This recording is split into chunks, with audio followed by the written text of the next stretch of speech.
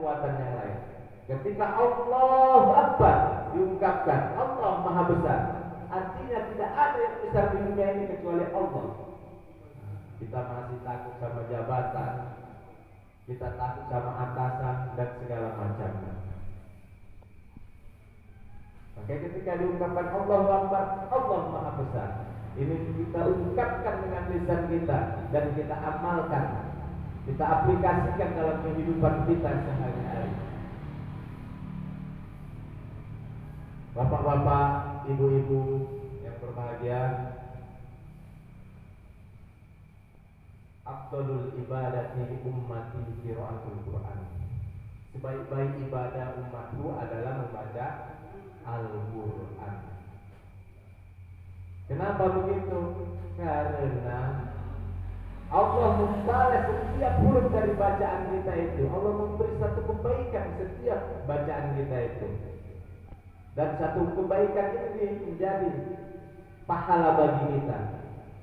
Sebagaimana Rasul bersabda yang diriwayatkan Tirmidzi, "Man qara'a harfan fi kitabillah falahu bihi hasanatun wal hasanatu bi asyri amsalihha la aqulu alif lam harfun walakin alifun harfun wa lamun harfun wa mimun harfun." Barang siapa membaca satu huruf dari Al-Quran, ia akan mendapatkan satu kebaikan.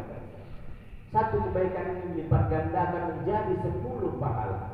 Aku tidak mengatakan alif lam itu satu huruf, akan tetapi alif satu huruf, lam satu huruf, mim satu huruf. Jadi ketika kita membaca Bismillahirrahmanirrahim, sudah berapa huruf Bapak-bapak? Ada 19 huruf. Dikalikan 10, sudah 190 pahala bagi kita. Baca Bismillah.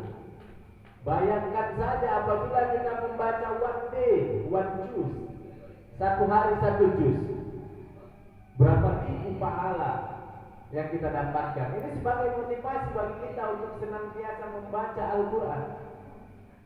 Dalam satu juz itu ada 10 sampai 15 halaman. Makanya kita bagi 5 dalam sholat 5 waktu. Kita biasakan 10 kali sudah sholat membaca 2 lembar atau 3 lembar dari Al-Quran. Jadi selama 5 waktu kita sholat sehari semalam, dapat 1 juz. Itulah teknik one day one juz. Ini biasa terimplementasi atau teraplikasi ketika Ramadan. Ketika Ramadan banyak yang khatam Quran 10 hari khatam. Jadi 30 hari dan 3 kali khatam. Khatam pribadi lagi. Kayaknya harus dimanfaatkan. One day one juz itu level yang paling tinggi. Ya, kalau yang kedua level bawahnya one day one surah, 1 hari 1 surah kita baca. Ya, 1 surah. Diawali dengan surah-surah pendek dulu. Ya, An-Nas, percobaan, Al-Falaq, Al-Ikhlas, Al-Lahab, An-Nas, pendek-pendek dulu. Baru dibawa lagi one day one ain. 1 hari 1 ain. Selemah-lemahnya iman, one day one ayat. 1 hari 1 ayat. Inilah harus kita praktekkan. Karena sangat disayangkan Allah memperingatkan kita dalam surah At-Toha ayat 100, "Man a'rada anhu fa innahu yahmilu yaumal qiyamati wizran." Barang siapa berpaling dari Al-Quran, ia akan membawa dosa yang besar pada hari kiamat nanti. Artinya, merugilah orang-orang yang jarang membaca Al-Quran, bahkan jarang atau tidak sama sekali membaca Al-Quran. Ini kebanyakan kita lihat ya di sekitar kita, Quran ini sebagai pajangan saja. Jarang membaca Al-Quran. Kalau mau lihat orang sering baca Al-Quran memang di pesantren, di masjid-masjid, di rumah-rumah. Kadang itu Al-Quran itu sebagai pajangan. Al-Qurannya maaf kata dari zaman Nabi Adam sampai zaman Nabi Muhammad nggak ganti-ganti itu aja. Padahal pakaian kita setahun sekali ganti, minimal 2 tahun sekali ganti. Tapi Al-Qurannya dari ayat kita dulu sampai sekarang itu aja, nggak pernah diganti. Kenapa? Karena nggak rusak Ustaz kan? Kenapa nggak rusak? Karena nggak pernah dibaca. Jadi awet ya, Al-Quran itu awet. Paling ekonomis Al-Quran itu, jarang dibeli. Nanti di rumah ada 7 orang, Al-Qurannya cuma 1. Itu pun gak rebutan. Tapi anak kita mempunyai anak 3, sepedanya 1, bergantung tiap hari. Tapi Al-Quran 1, orangnya 7, gak rebutan, aman. Jadi pajangan. Ketika dipegang berdebu semua. Apalagi sekarang sudah ada Android, alasannya udah ada di Android Al-Quran ini. Nah, ketika buka Android bukan buka Al-Quran, banyak setan yang di situ. Alladzi waswisu fi sudurinas, yang menggoda hati manusia. Nonton YouTube aja atau main TikTok aja. Inilah dia pengaruh. Makanya dari sekarang motivasi kita pagi hari ini adalah baca 1 huruf. 1 huruf Allah akan membalas 10 pahala.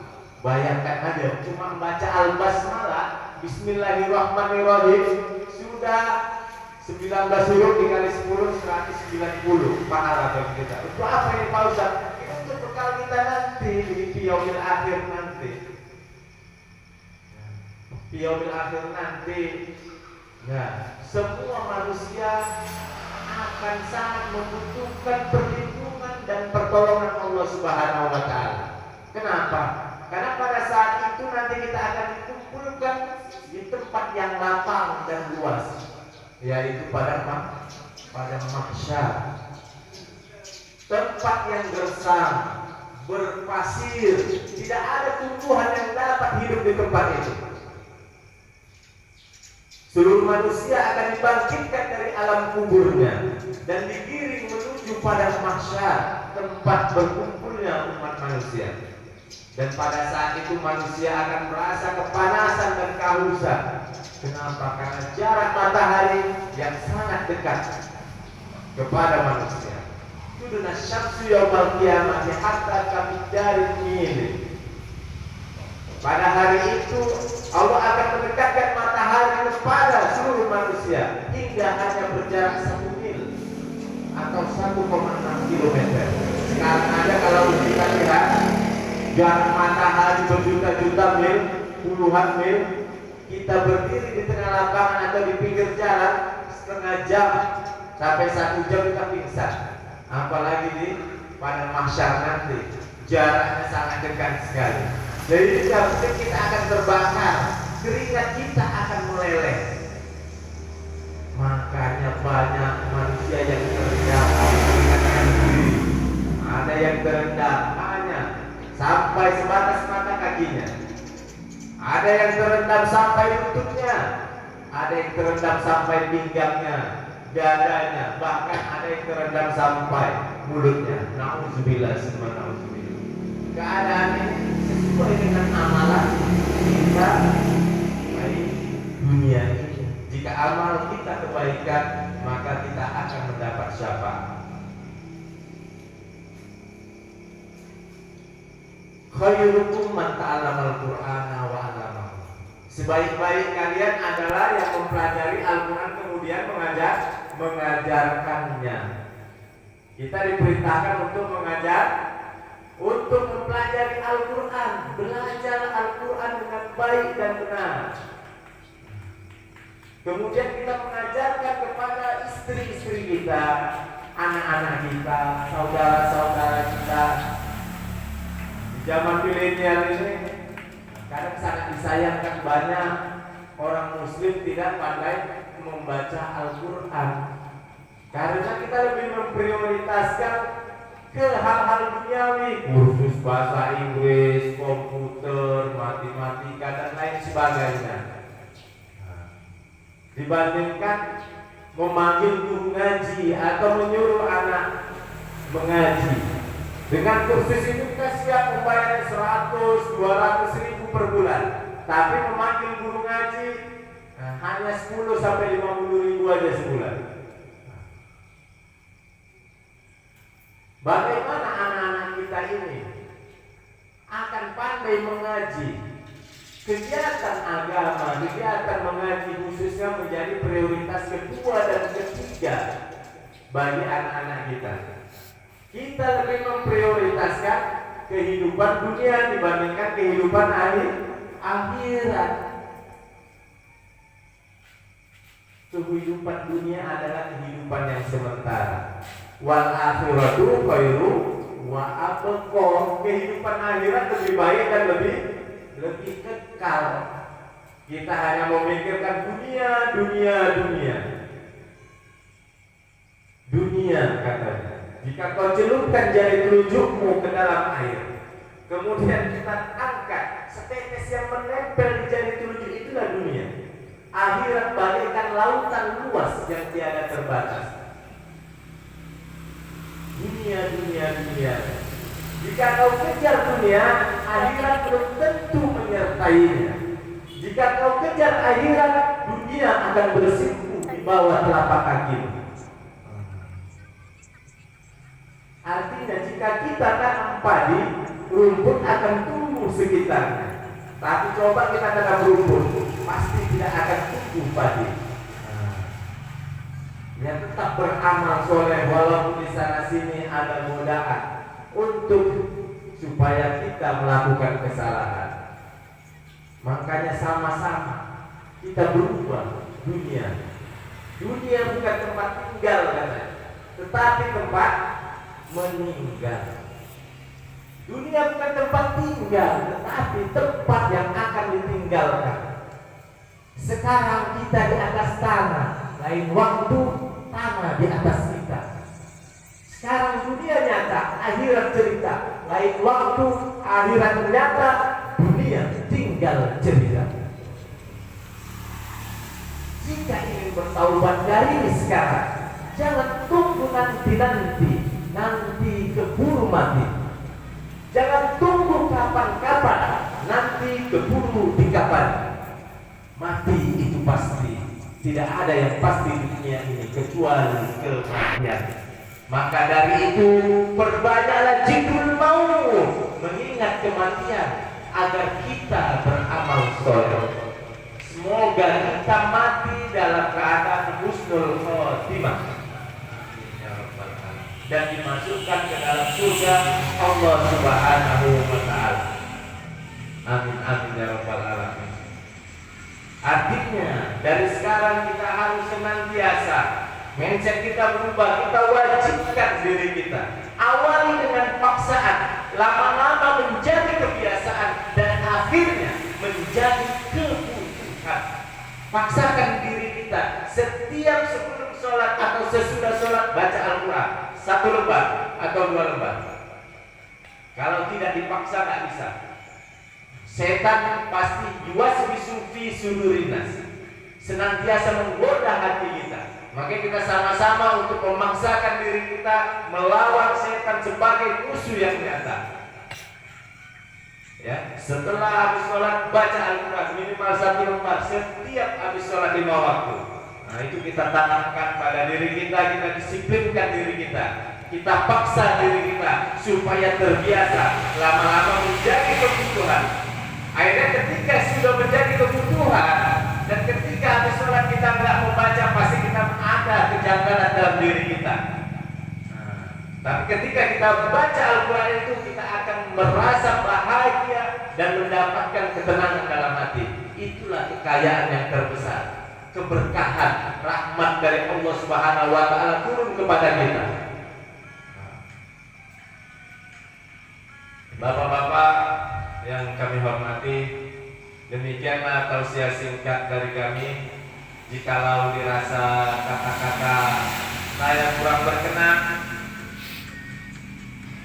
saya mohon maaf karena saya manusia biasa, bukan makhluk luar angkasa. Jikalau kata-kata saya menyinggung perasaan, artinya bapak-bapak masih punya perasaan. Kalau ada jarum yang patah, jangan disimpan sampai berkarat katanya. Kalau ada kata-kata yang salah, maafkan Ustaz dunia akhirat. Kalau ada kata-kata jarum yang patah, siapa yang matahin? Kalau ada kata-kata yang salah, maafkan Ustaz lahir dan batin. Kalau ada jarum yang patah, jangan dibuang ke dalam parit. Kalau ada kata-kata yang salah, tolong jangan diungkit-ungkit. Kalau ada jarum yang patah, jangan disimpan di peti besi. Kalau ada kata-kata yang salah, mohon jangan laporkan Pak Polisi. Nah, sudah banyak kali melapor polisi, ulama-ulama sedikit-sedikit laporkan polisi. Ini imam besar kita ini, nah, sudah dilaporkan polisi. Nah, itu perlu diingatkan juga. Kalau ada sumur di ladang, bolehlah kita menumpang mandi. Kalau ada umur yang panjang, bertemu kita di lain waktu dan kesempatan. Kalau ada sumur di ladang, bolehlah bapak-bapak menumpang mandi. Kalau tak ada sumur di ladang, bapak-bapak jangan tak mandi-mandi gitu. Tidak semua yang keluar dari lubur ayam itu tai, Pak. Banyak juga atau sering juga yang keluar dari lubur ayam itu telur. Terserah bapak-bapak sekalian mau mengambil tainya atau telurnya. Nah, kami serahkan kepada bapak-bapak sekalian. Demikianlah informasi aktual, faktual, tajam dan terpercaya yang dapat kami sampaikan melalui tempat ini. Semoga bermanfaat bagi kita semuanya. Akhir kata, saya Ustaz Edi undur diri dari hadapan bapak-bapak sekalian. Bertemu kita di lain waktu dan kesempatan. Buah durian, buah kedondong, sekian dulu dong. Burung pipit si burung Garuda, burung merpati si burung gagak, itu nama-nama burung yang ada di Indonesia. Kue bawang si koyala, kue bawang si kue loyang, kacang tojin si kue bawang, itu nama-nama kue pada hari Lebaran. Burung irian, burung cendrawasih, cukup sekian dan terima kasih. Kebenaran datangnya dari Allah Subhanahu wa taala, kesalahan dari saya pribadi. Wal afu minkum wabillahi taufiq wal hidayah. Wassalamualaikum warahmatullahi wabarakatuh.